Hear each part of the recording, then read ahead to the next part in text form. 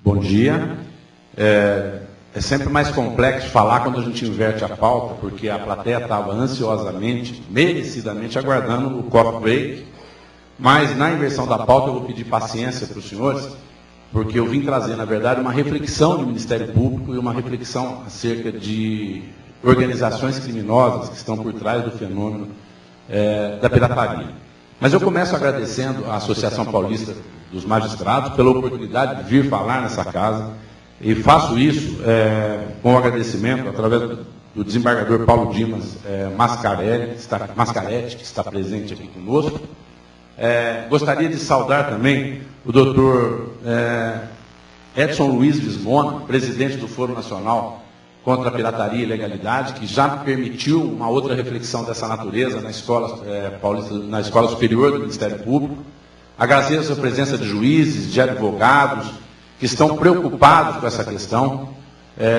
Saúdo o meu caríssimo amigo Brandão, que faz muita falta no Foro Central Criminal da Barra Funda, pela sua seriedade, pelas suas reflexões e, sobretudo, pela justiça das suas decisões.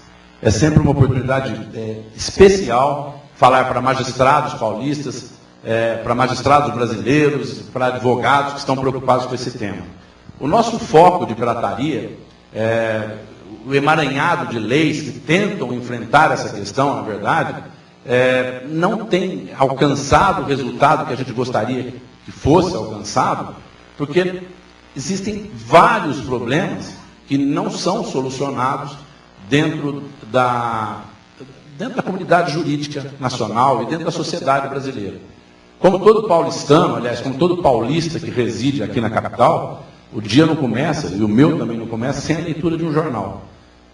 A primeira página do jornal O Estado de São Paulo hoje, a pretexto de tentar trazer uma espécie de escândalo nacional, dedica a atenção dela sobre licença-prêmio de magistrado. Eu falo isso com tranquilidade e com indignação, porque eu nasci para o Ministério Público na Constituição de 88. Aquela Constituição que tentou romper, desembargador Paulo Dimas, com um passado extremamente servil, com um passado construído em cima das ditaduras militares, trouxe as garantias do Poder Judiciário para que o Poder Judiciário se incumbisse de solucionar com independência as grandes questões nacionais. Inclusive, evidentemente, as da pirataria, as da corrupção, as dos desvios de poder, do poder político em especial, e a magistratura nacional vem cuidando disso nas últimas 2 décadas. No entanto, parece que se transforma em escândalo nacional, inconcebível que seja assim, um debate sobre salários ou sobre licença-prêmio de magistrados. Não se fala das dificuldades da carreira, não se fala do sofrimento das pessoas que têm que, às vezes, em comarcas onde tem que atuar, e é natural que seja assim, sofrem com seus familiares, inclusive falta de assistência médica. Então, esse registro é feito em razão da atenção chamada para a manchete principal de um grande jornal, para poder relembrar aos senhores e para relembrar as pessoas que possam ter acesso a essa nossa conversa, que não se combate coisa alguma no Brasil sem o respeito à independência e à garantia da carreira da magistratura nacional, que não pode absolutamente ser tratada como se fossem, na verdade, privilégios. Licença-prêmio, férias, é um absurdo que seja tratado dessa maneira. Então, o respeito, o enfrentamento das grandes questões nacionais passa efetivamente pelo respeito das garantias do Poder Judiciário, desembargador. Fica registrado isso. Nós não temos outra perspectiva que não essa. Agora, feito esse registro, para a gente poder falar sobre pirataria, nós temos que enfrentar uma ordem de outros fatores. O primeiro fator é cultural. Nós ainda não convencemos a população brasileira, e efetivamente não convencemos, que o consumo de produtos piratas é altamente danoso, altamente prejudicial naquilo que diz respeito à qualidade e naquilo que diz respeito também ao risco da própria saúde do consumidor brasileiro. Por conta disso, porque nós às vezes nos surpreendemos, e eu não falo das pessoas mais singelas da população, eu falo das pessoas às vezes, para minha surpresa, de classe média e de classe média alta, que vão sem cerimônia buscar o filme Avatar, porque não pode esperar um pouco mais para assisti-lo na sua tecnologia, que é extraordinária, numa sala de cinema apropriada. Então busca na 25 de março, que está aqui do nosso lado, ou busca aqui na Praça da Sé, que também está muito próximo, ao custo de R$ 1,50 ou R$ 2, lesando não só exclusivamente o bolso e os interesses dos produtores que investiram milhares e milhares de dólares na produção, neste exemplo singelo, lesando, sobretudo, a própria qualidade da tecnologia que foi colocada à disposição do consumidor. Nós ainda não atingimos no Brasil, não atingimos efetivamente, um grau de excelência que faça a população brasileira repudiar imediatamente os produtos contrabandeados.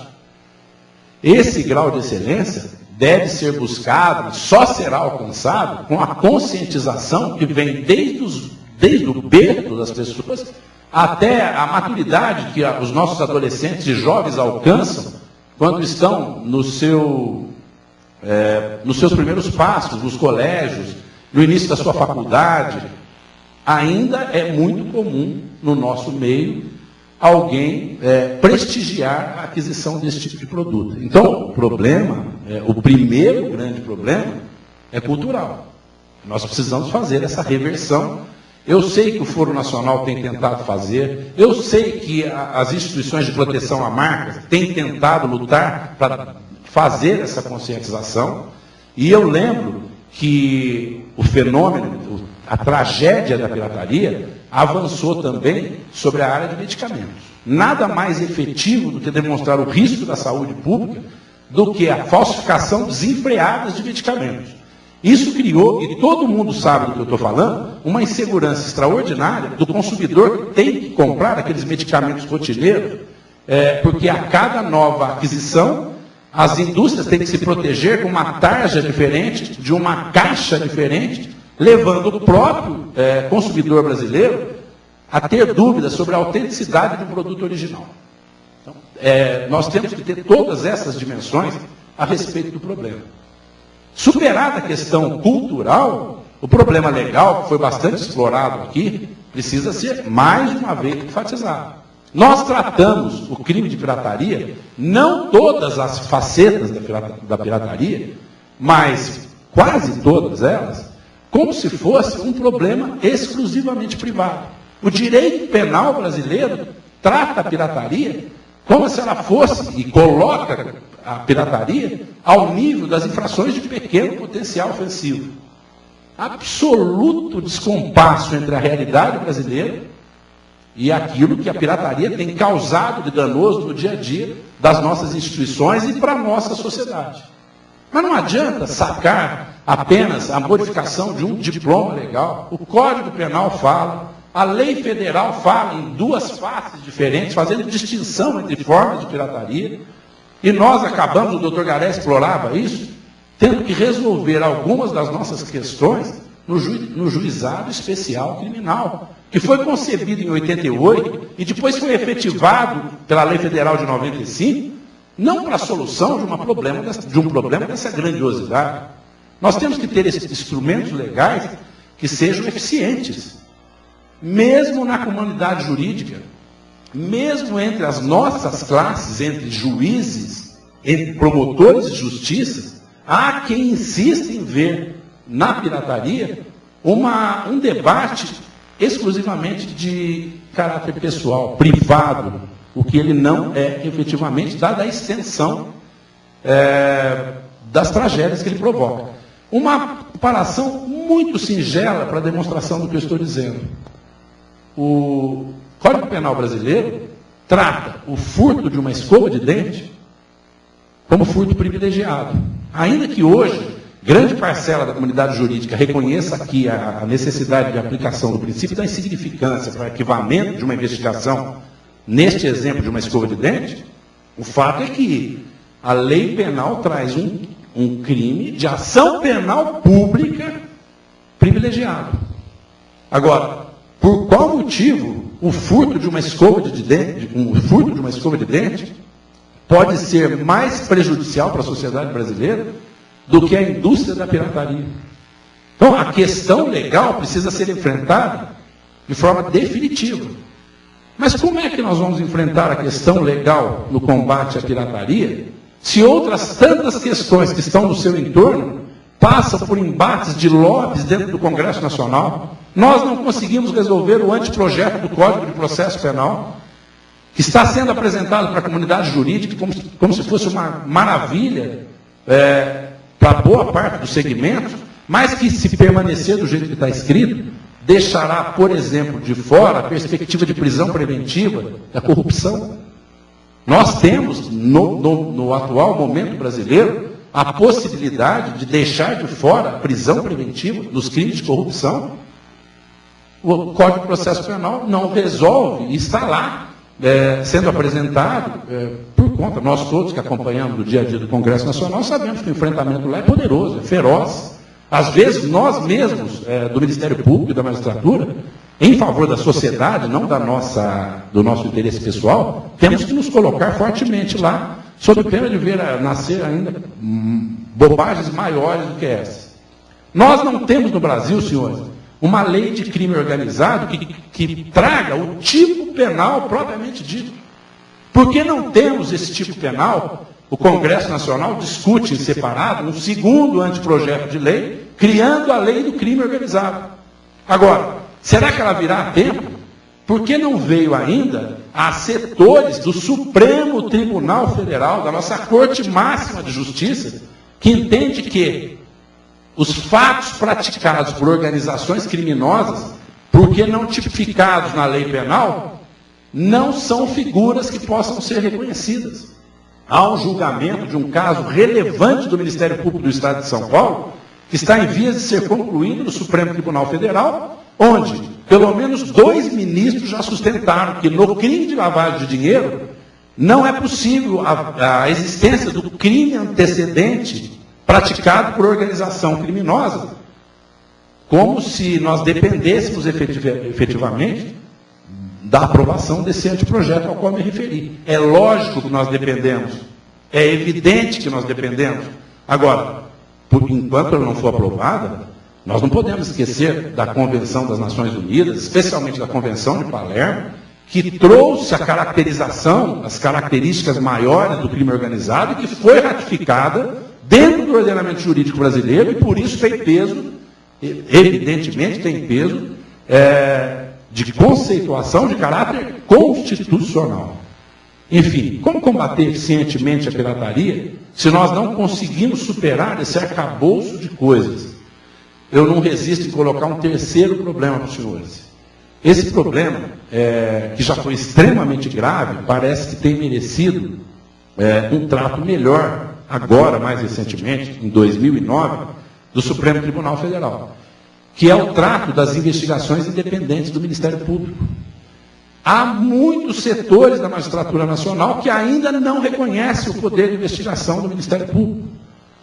É evidente que não é só o Ministério Público, a organização, o organismo, a instituição que vai resolver todos os problemas nacionais.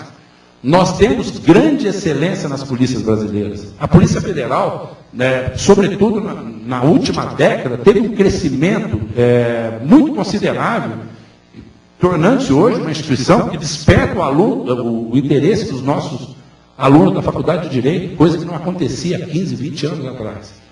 Nós temos gente extremamente competente, bem intencionada e capacitada na Polícia Civil dos Estados. Mas qual é o problema, senhores? Do Ministério Público desenvolver as suas próprias investigações. Qual é o problema? Até sob o foco da teoria geral do processo. Pois a prova, sempre, para nós todos, na teoria geral do processo, é de responsabilidade do autor da ação penal. Por qual motivo nós iríamos comprometer a atuação do Ministério Público quando ele se dedica, se debruça na investigação criminal? Quantas investidas do Ministério Público retornaram grandes resultados, por exemplo, no tema da pirataria? Mas são centenas de investidas no Brasil, no território nacional, que deram grandes resultados, seja por investigações próprias da instituição, seja por investigações da instituição, em conjunto com as polícias. ou com outros organismos, a Receita Estadual, a Receita Federal, o COAF, que foi prudentemente criado na lei da lavagem de dinheiro, tem prestado um grande e relevante serviço para nós todos. Enfim, mas, no entanto, nós ainda nos pegamos discutindo poderes de investigação criminal de promotores.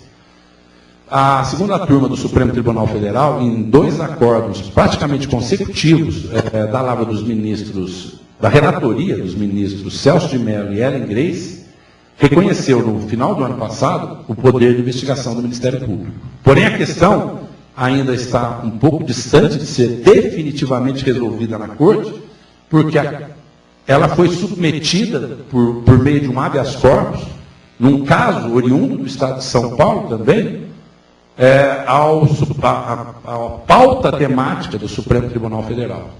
Atualmente, o julgamento está empatado em 1-1 sobre a tese do poder de investigação e deve ser resolvido, promete-se para esse ano de 2010, já se prometia para o de 2009, mas não foi possível. Quem sabe a gente possa finalmente retomar, reconhecer o poder de investigação do Ministério Público e aí sim trazer mais um, não é o único, absolutamente, para falar uma linguagem moderna, quase adolescente. Nós não somos, no Ministério Público, a última batata do pacote, não nos julgamos dessa forma, mas temos a oportunidade de trazer uma frente de grandes contribuições no enfrentamento da pirataria. Essa é uma questão que precisa ser definitivamente vencida. A última questão da nossa reflexão é uma questão de caráter estratégico.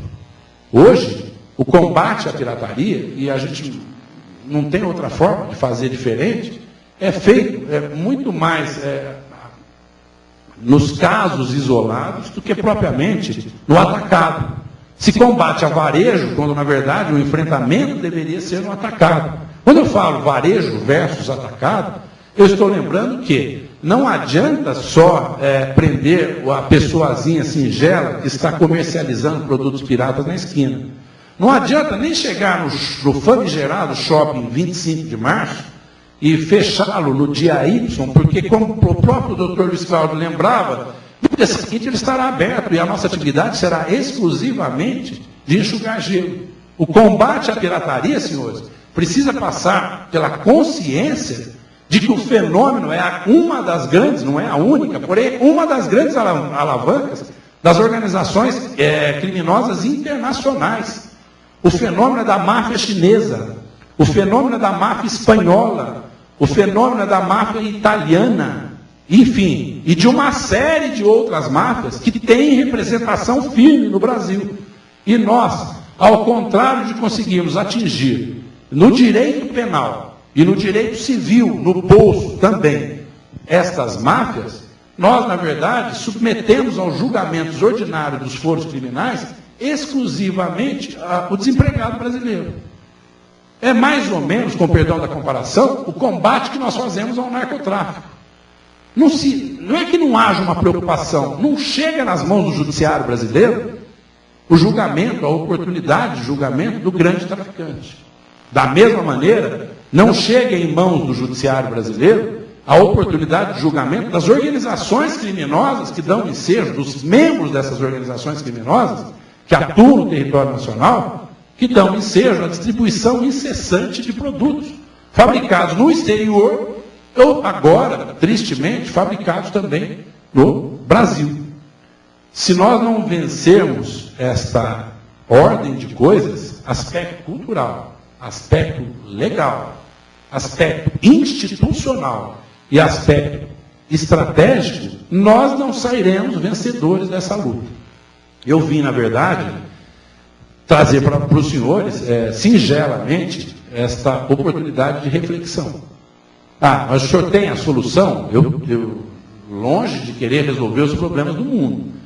Mas eu gostaria que a nossa sociedade brasileira, que o judiciário brasileiro, que o Ministério Público brasileiro, que a Ordem dos Advogados do Brasil, que dá a sua contribuição efetiva para a consolidação da nossa democracia, tivessem mecanismos mais adequados. Eu gostaria que o nosso povo definitivamente abrisse os olhos para a gravidade do problema da pirataria, sobretudo na questão da saúde pública. Não fosse já de N outros direitos do consumidor que são lesados.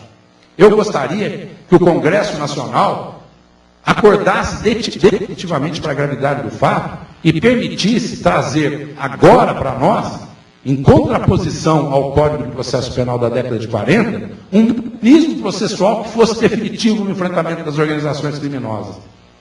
Eu gostaria de ter um tipo penal definindo organizações criminosas que nos permitisse ficar longe das alegações de oportunismo puro, de que esta figura não tem tipicidade penal reconhecida na lei brasileira.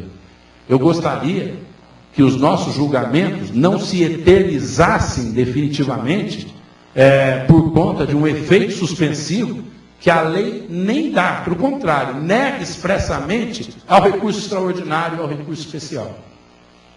Eu, durante muito tempo da minha carreira, atuei, sobretudo nos últimos 8 anos, no combate às organizações criminosas. Só recentemente tive o privilégio de ir ao Foro Criminal da Barra Funda, assumir o cargo que eu conquistei em 2008. Senhores, e fui com aquela perspectiva, com aquela cabeça de quem combate crime organizado, de que não vê nada transitar em julgado, de que vê as pessoas incessantemente merecendo liberdade provisória, até quando a acusação entende que não deveria caber o benefício. E fui pensando que talvez lá eu fosse ver um processo penal moroso, lento, desajustado. Eu quero repartir com os senhores a alegria de poder afirmar que nesses últimos 6 meses descobri no Foro Criminal Central juízes extremamente abnegados que se dedicam às suas causas com muito carinho, com muita atenção, seja para absolver, seja para condenar. Um processo criminal no Foro Criminal da Barra Funda demora, em média, 6 meses para o seu julgamento. Algo absolutamente razoável, dada a complexidade que envolve a atribuição da magistratura na formação do convencimento do juiz. O nosso problema não está no foro de primeira instância, senhores. O nosso problema está na ida incessante das causas criminais às últimas instâncias do judiciário brasileiro. O nosso problema está efetivamente na falta de oportunidade do trânsito e julgado das sentenças penais condenatórias, porque nós temos, não fosse o problema logístico, nós temos 11 ministros julgando todo o território nacional. Nada irá transitar em julgado, senhores. O direito penal, nada irá transitar em julgado, salvo, claro, as imputações dos desvalidos. Mas nós já superamos, pelo nosso grau atual de maturidade, aquela fase do direito penal que só recaía sobre desvalidos. Então, eu sei que os senhores estão com fome, com vontade de tomar um café, não quero alongar além disso, acho que trouxe aos senhores mais problemas do que propriamente soluções. Afirmo, desembargador Paulo Dimas, que é uma honra muito grande vir à APAMAGES, falar aos juízes paulistas. Agradeço às entidades de combate à pirataria, mais uma oportunidade de conversar com os senhores sobre o tema. Estaremos sempre à disposição da magistratura e dessas entidades, no Foro Criminal da Barra Funda, ou em outras funções, sempre preocupados em fazer um país mais justo e, sobretudo, mais igual, porque a Constituição de 88 dizia, afirma, continua dizendo, que o Brasil é o país que deve tratar as pessoas de forma igual. E por igual significa tratar as pessoas de maneira desigual na medida em que elas se desigualam. Eu gostaria de mais da conta, tenho tentado contribuir um pouco para isso, que a gente possa fazer uma justiça criminal que atinja indistintamente todas as pessoas, não exclusivamente os desvalidos, mas, sobretudo, as pessoas que tiram o nosso acesso à saúde, que tiram o nosso acesso à educação, que fazem um Brasil mais pobre. Eu sinto que a magistratura nacional está consciente disso. Eu sinto também que esses ataques que ela sofre, vez ou outra, são, na verdade, um recibo extraordinário que as pessoas que antes não eram atingidas por ela fazem chegar a ela, como também fazem chegar ao Ministério Público, desde o crescimento que as duas instituições receberam na Constituição Cidadã de 1988. Muito obrigado pela atenção dos senhores.